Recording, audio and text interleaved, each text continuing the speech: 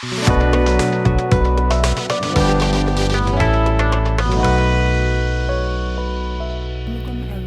Today in this video I will be telling about the preparation of exams. Mostly अभी universities में mid start हुए हैं and after 2 या 1 week finals भी start हो जाएंगे.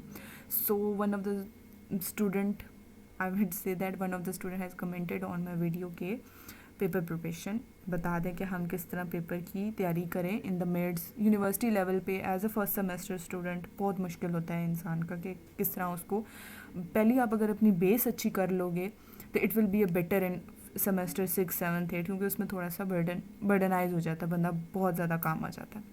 So firstly it is that कि हमें इस पावर पॉइंट स्लाइड्स मिलती हैं.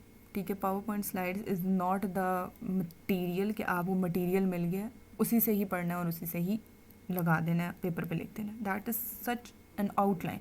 आपको आउटलाइन बता दी गई है कि ये आपकी आउटलाइन है, ये टॉपिक्स हैं, you have to study that. लेकिन मैं ये भी नहीं कह रही कि आपने इसमें से पढ़ना ही कुछ नहीं है, ऐसा भी कुछ नहीं. So this is one of my assignment presentation जो मैंने अपनी अभी यहाँ पे ओपन की हुई है. That is about the research paradigm. ठीक है, अगर मैं आपको दिखाऊँ इसका agenda, which is about a research paradigm. आप ये देखो कि इन the next video I will also taught you about how to make your presentation, कि उसमें क्या क्या इंक्लूड होता है. फॉर एग्जांपल जैसा मैंने अपने एजेंडा डाला हुआ है, कंटेंट डाला हुआ है, मोस्टली फर्स्ट सेकंड सेमेस्टर में नहीं पता होता. So in my agenda it is about the research paradigm. तो सबसे पहले मैंने रिसर्च को डिफाइन किया, देन मैंने पैराडाइम को किया, देन मैंने रिसर्च पैराडाइम को किया. So without wasting the time, research. अब फॉर एग्जांपल हम एजुकेशन के स्टूडेंट हैं.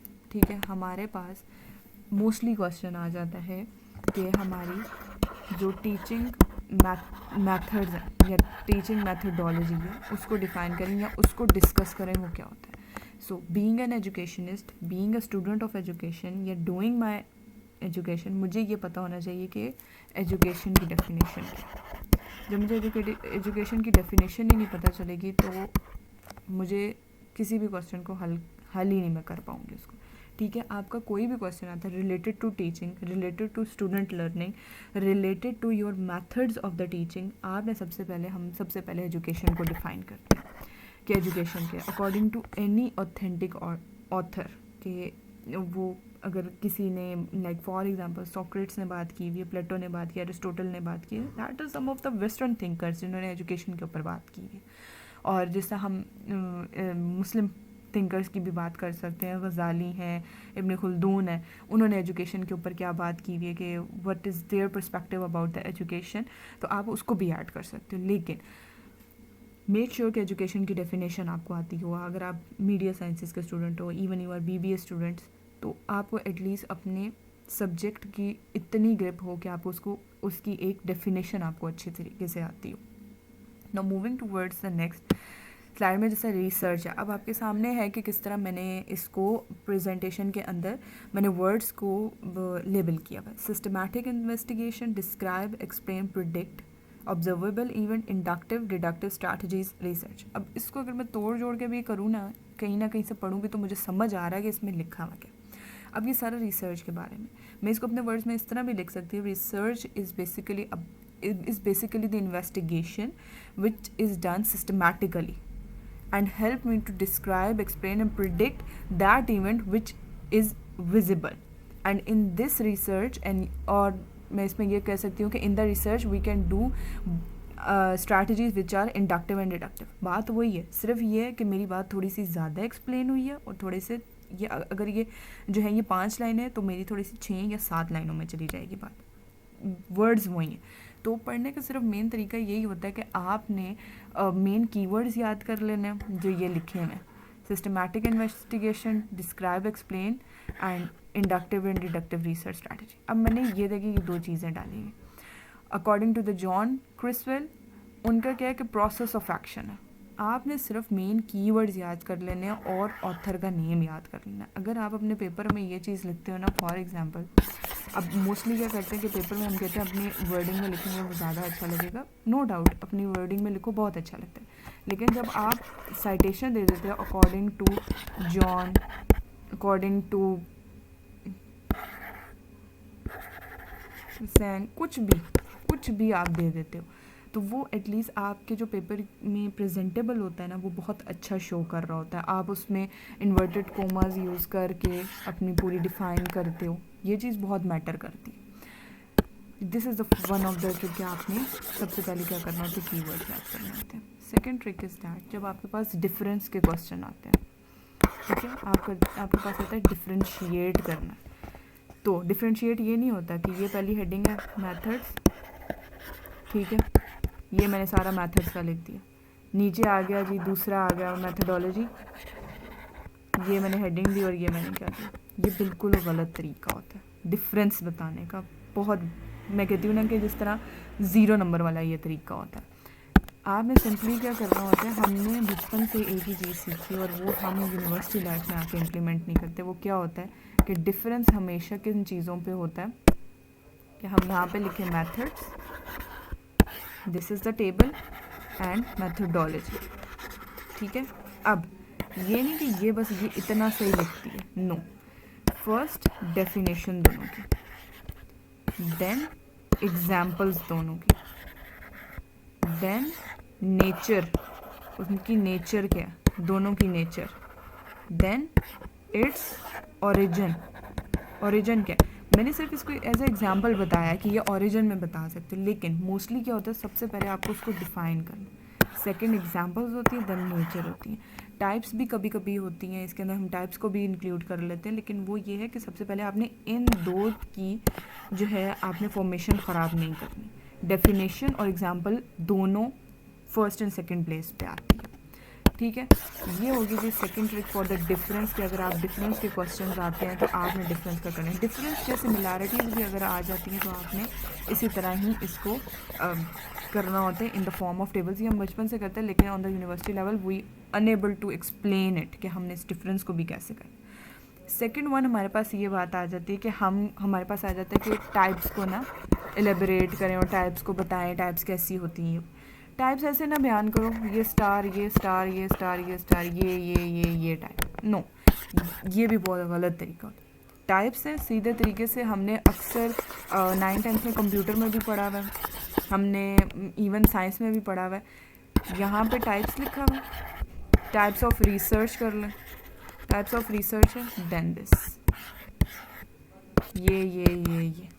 ये आपका एक चार्ट होता है, फ्लो चार्ट, कि आपको बड़ा अच्छा लगता है, एक प्रेजेंटेबल फॉर्म में होता है। तो पेपर की भी ये ट्रिक्स होती है कि आपने उसको कितना अच्छा और कितना प्रेजेंटेबल बनाना होता है, ठीक है।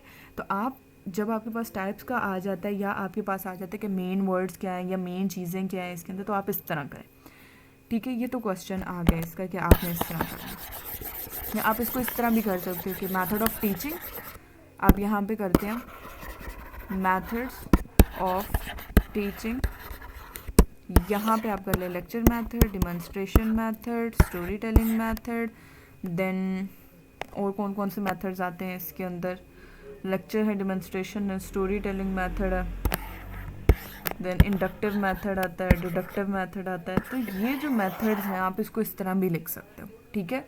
So it is one of the good way and presentable way of doing the paper, और बड़ी अच्छी टिप्स। और कुछ ये होता है कि कुछ टीचर्स पर भी डिपेंड करता है कि टीचर्स को किस तरह की पेपर्स पसंद आते हैं और क्या टीचर किस चीज़ पर ज़्यादा फोकस कर रही है। तो as you are the university student, आप लोगों ने ये चीज़ ध्यान में रखनी है कि जितना आप चीज़ को एलेबरेट करोगे, बताओगे, वो ज़्यादा अच्छा होगा। हाई वोकेबलरी वर्ड्स ना यूज़ करो जिसका मतलब खुद को ही ना समझ आ रहा हो कि ये इसका मतलब क्या है, ठीक है।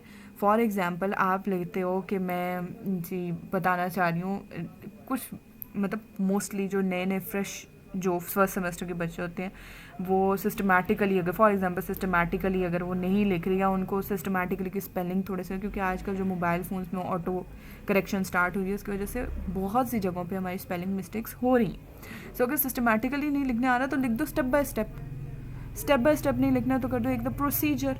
ये नहीं कि अगर एक ही चीज़ है लाइक सिस्टमैटिकली है तो इसके 2 वर्ड्स है ना, प्रोसीजर कर लो, स्टेप बाय स्टेप कर लो, ये 2 वर्ड्स हैं, इनको यूज़ कर लो अगर ये वाला यूज़ नहीं हो रहा।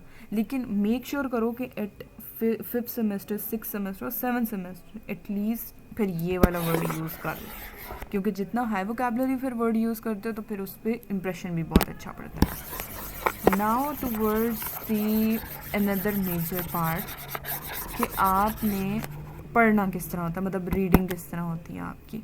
आपने ये स्लाइड्स ओपन की हुई हैं, ठीक है। अब मैंने थोड़ा सा इसमें ना जान मचा दिया है, तो मैं यहाँ पे देख लेती हूँ कि यहाँ पे लिटरेचर ऑन द पैराडाइम, मैंने पैराडाइम पे लिटरेचर रखा हुआ था। ये सारा मतलब मैंने दिया हुआ है कि गुबा और लिंकन ने ये 4 पॉइंट्स बताए हुए और ये चीज़ें, ठीक है। दैट इज़ व्हाट मीन्स कि आपने अपने आप को समझाना है। ये नहीं करना कि a paradigm according to the Lincoln and Guba a paradigm according to the, ये रट्टा नहीं मारना। यूनिवर्सिटी लेवल पे रट्टा नहीं चलता। आप ये सिर्फ लेकिन लिंकन एंड गुबा ने 4 पॉइंट्स दिए, एपिस्टेमोलॉजी, ओंटोलॉजी, मेथोडोलॉजी, एक्सोलॉजी, बस ये 4 पॉइंट्स हैं। 4 पॉइंट्स में एपिस्टेमोलॉजी किससे होता है, नेचर ऑफ द नॉलेज है। Ontology what is the nature, what is the reality. Methodology methods होते हैं। एक्सोलॉजी वैल्यूज़ एंड जजमेंट। इसमें अपना खुद लिखो कि एपिस्टेमोलॉजी ये होता है कि आपने डिफाइन करने, इंटरप्रिटेशंस देनी है कि आपने उसको वाई और हाउ में बताना है। तो बताओ वाई एंड हाउ में किस तरह बताएंगे। हम एक स्पेसिफिक चीज़ पे नहीं रहते। Be an inductive one, so one of our teacher said be an inductive one. तो ये इस तरह की बात होती है। अब पैराडाइम है, रिसर्च पैराडाइम है। ये जो है ये मेरा फिर आ गया था रिसर्च पैराडाइम, ठीक है। जब मैंने ये दोनों वर्ड को साथ कर दिया था और उसमें मैंने सिर्फ एक डेफिनेशन बताई और मेजर उसके 2 बात बता दी कि इसमें पॉजिटिविज्म और इंटरप्रेटिविज्म आता है। जब भी याद करने लगो ये बात जहन में रखो। मैं यहाँ पे भी लिख देती हूँ। सबसे पहला जो पॉइंट है वो ये है कि कीवर्ड्स याद कर लो, आधी मुश्किल आसान हो जाती है। सेकंड वन, डिफरेंस आए, कंपैरिजन आए, जो भी आए टेबल फॉर्म में करना। ये इस तरह वाली लाइनों वाली चीज़ ना करना, टेबल फॉर्मेट में करना। थर्ड वन, आपने फ्लो चार्ट या डायग्राम कुछ भी है उसमें काम करना। अगर वो आपको टाइप्स दे देते हैं उसमें स्टार लगा के ना, इस तरह नहीं बताओ कि ये आप उसको फ्लो चार्ट में बताओ कि ये है। इसके बारे में ये 3 ट्रिक्स होती हैं आपके पेपर प्रेजेंटिंग में। उसके बाद फोर्थ वन क्या था कि you should know about define your subject. आपके सब्जेक्ट एटलीस्ट डिफाइन हो कि आपका डेफिनेशन, एजुकेशन की डेफिनेशन आनी चाहिए। एजुकेशन के स्टूडेंट को एजुकेशन की डेफिनेशन आनी चाहिए। मीडिया साइंसेस के स्टूडेंट को मीडिया की डेफिनेशन आनी चाहिए। एटलीस्ट आप पेपर में जब ये चीज़ डालते हो तो आपका ये इंप्रेशन होता है that how much you are passionate about your subject, कि आपके अंदर ये चीज़ कितनी वर्थ में आ रही है कि आपने उस चीज़ को बड़ा खूबसूरत तरीके से एलेबरेट किया हुआ है। So these are the 4 tricks. इसको करो, मिड्स भी आसान, फाइनल्स भी आसान। इवन क्विज़ की मैं बताऊंगी, क्विज़ थोड़ा सा ट्रिकी हो जाता है क्योंकि वो आपका ग्रेडेड होता है। इवन 10 मार्क्स का होता है, लेकिन मिड्स जो होते हैं, फाइनल्स होते हैं, it contains a lot of marks. So ये 3-4 चीज़ें जिसको फॉलो करो और इंशाल्लाह your paper will be best. And I hope और इंशाल्लाह मुझे उम्मीद है कि you will score the highest marks. ये 4 चीज़ें इंपॉर्टेंट होती हैं बस, और कुछ भी नहीं होता। पेपर सब वही करते हैं, वही लिखते हैं। सिर्फ बात ये अलग होती है, you are not presenting it in a good way, in a good manner. आप प्रेजेंट उसको अच्छा करो, वो अच्छे से अच्छा हो जाए। So I hope you will like my video. Like करो, कमेंट करो, शेयर करो, ज़्यादा से ज़्यादा करो, सब्सक्राइब करो, एंड इंशाल्लाह will meet in the next video.